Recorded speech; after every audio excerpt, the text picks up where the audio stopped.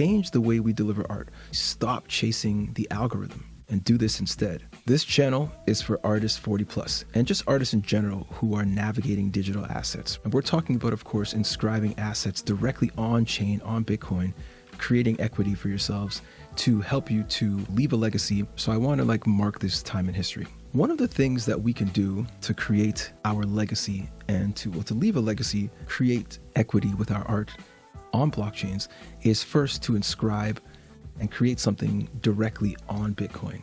You don't have to be a tech genius. You don't have to be a blockchain expert. And these marketplaces are where you can, of course, sell your assets, make money, trade, buy your own assets. Now, this is a little bit of tradecraft, What people actually prefer on Bitcoin is that your collection is virtually free, but you also participate in the minting. In this case, it's inscribing of the asset.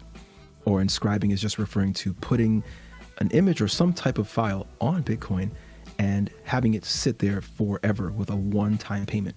So artists use these protocols, the ordinals protocols, what we call Bitcoin ordinals, to permanently embed their digital artwork. Images, generative pieces, collections, and stuff like that. Of course, creating and inscribing art directly on Bitcoin, this is what you can do instead of chasing algorithms, because what you're doing is actually planting seeds for the future. You're not just chasing the current trend, you're actually establishing a pathway, a trail of breadcrumbs that shows exactly where you've been. Provenance and permanence are very important when it comes to Bitcoin. Not necessarily with all NFTs, but very particularly with Bitcoin. Provenance and permanence, right? To establish verifiable ownership. And of course, this idea of provenance, because history is super important, because there are always copies and duplicates and scams. I want to ask Hiroyo, if you could number or give some feedback on how many times you've seen the same token name, just a different creator who essentially just copied something that was popular, trying to scam you out of your money. Have you come across this experience on blockchains? I saw that. Yes, all the time. Okay, so Danny, let me ask you as well. Yeah, absolutely. I even from a personal experience, when I was doing work with professional wrestler Kevin Nash, or Diesel, that you might remember from the WCW days.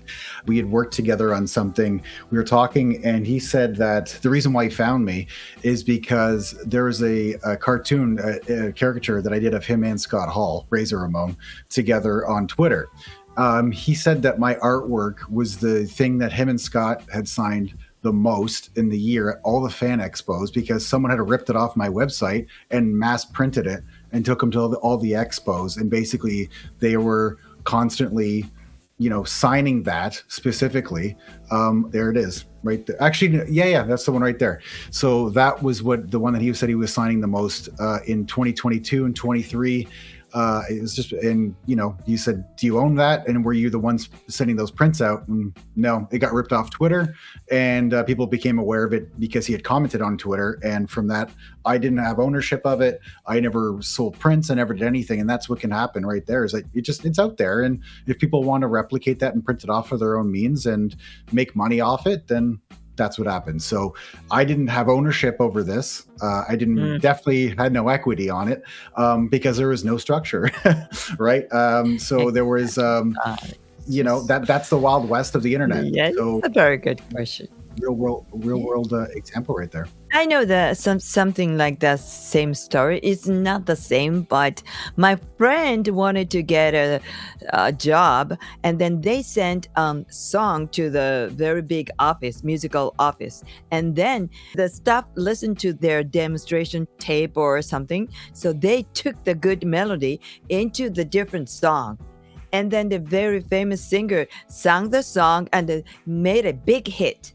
And then the original creator asked them to the office, those melodies are recreated, but the big office, no.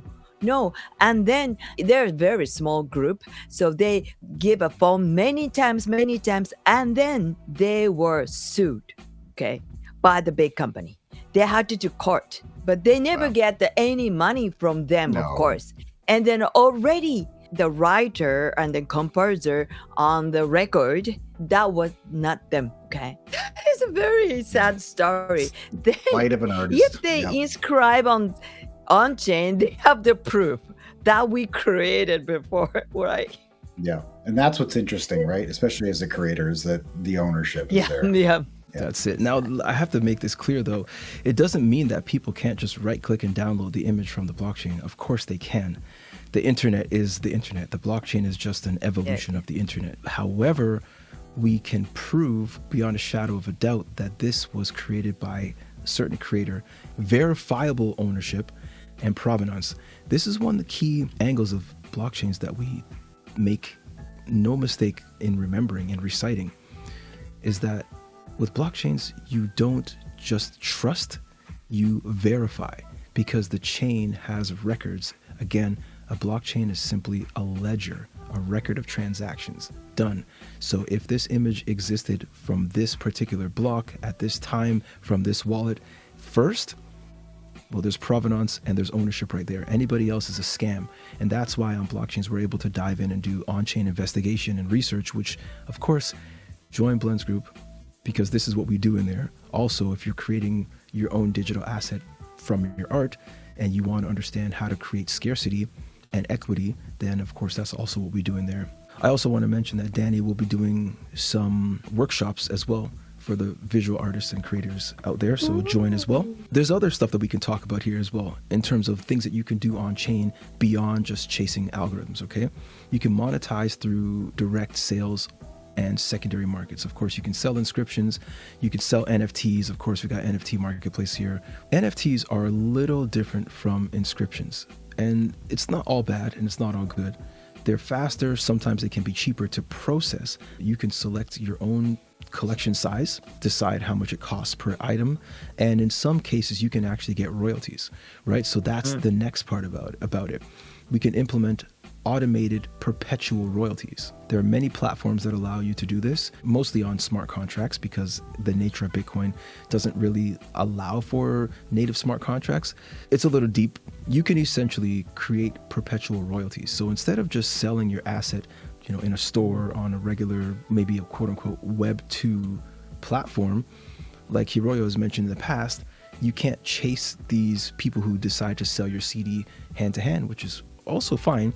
You can't chase the money that they make from selling it on a different website. But on a blockchain, if it's using a smart contract, or if it's on a blockchain, you can actually attach or implement some type of automated royalty system for life. And this is why we talk about long-term equity. Build real equity instead of just vanity metrics, okay? Ownership, high quality digital assets. I want to show you guys one, as a matter of fact. Just the idea of us being able to take a look at a chart for our art. It's kind of unique. This shows the long-term value that people have perceived. Others can decide to list it at any price they want. And this value is the beautiful part. This is one of the things I like most about blockchains. It's the idea that people that are selling this asset get to determine the value that they see. I want to show you this because this is a collection that is a generative art collection that actually works directly with the blocks of Bitcoin and what is happening directly on chain. This is an example of a block explorer on Bitcoin, okay? And this art is directly related to what is happening on the blockchain in different ways. Perhaps it's the color, perhaps it's the shapes that change according to how many transactions are currently available, how large the blocks are, how big the transaction is, what the fees are, and so many other variables that they can adjust. So there's a way to create generative art based on numbers. Bitcoin is such a fascinating blockchain. That's why I say all the time that Bitcoin is a cultural asset. And I know people are going to say, oh, this guy, all you talk about is Bitcoin, Bitcoin. No, I'm into so many different blockchains for different reasons. But the liquidity, the money, the interest, the demand flows from Bitcoin down. And this is why in BlendsGroup, our focus is largely on Bitcoin. It doesn't mean we're against other blockchains, especially for art. No, we're artists. It's just, if you want your assets to live for a long time, if you want to build a legacy, you likely want to leave it behind on Bitcoin because it's actually permanent. Fostering a dedicated collector community. I think one of the best things to do for blockchains is to have at least 1,000 pieces in your collection. Of course, you can do more, like many more, or even less, but 1,000 true fans is not the easiest thing to do on any platform. But once you have that on a blockchain and you've got all of their wallet addresses, there's something super special about that. To leverage Bitcoin's durability for long-term value. So art on Bitcoin lives essentially forever on most secure blockchains, but definitely it does that on Bitcoin because it doesn't rely on smart contracts. Stop chasing followers. That means I decided to create a lot of video on a YouTube for 10 years ago. Okay, I got tons of subscribers. Yes, I learned from how to get on the algorithm of YouTube. Yes, but right now, after 10 years, of course, changed a lot. So we have to study the algorithm to get more followers or subscribers. So that's the point is we're losing energy to create something. So we have to study this. It's just algorithm. And then if we focus on just a number of followers, we have to do this. Of course, we are doing this. But as for the creators, we need creative equity or asset or ownership or legacy sometimes. Of course, we need wealth as well. We should focus on something different to add the real content, real equity on somewhere. We have to focus on that is Bitcoin or on-chain will be the best to preserve a longer term. Chasing the algorithm is a bit of a distraction from actually creating fabulous exactly. art. Mm-hmm. Yeah, and you become part of the homogeny, right? Because everything just ends up chasing the same kind of thing. That's why everything starts to cover the same ground. I think diversity is a big thing right now. Your assets about what we're creating and who we're adhering to, who we're throwing our art out there. And this is just something that artists need to start to get comfortable with and begin to understand so we can create some diversity in terms of who our audience is and what art is and how to display art. Where does it actually live? Does it have to live in a book? Doesn't have to live on an Instagram feed or in a lost Reddit post in a deep subreddit or on Twitter or X, whatever. It's on blockchain. And again, to have the sovereignty and the ownership of all this stuff, because it's a different world. It's a different way of commerce. And we know it's the future because things, this is the way that the platform looks like now moving forward. So now's the time to understand what it's like to diversify your portfolio for real. And blockchain is going to be that opportunity. Yep. I totally agree with that. So I think it's safe to say that art is not content, rather it's equity. Does that make sense? Yes. Indeed. Absolutely. So I'm going to leave everybody with one question. I thought this was absolutely fantastic, okay? What kind of asset would you build first? It doesn't matter. It could be a token, it could be art, it could be images, it could be sounds, it could be generative art. What kind of asset would you build first? And of course, join BlendsGroup and let us know. Check you in the next one.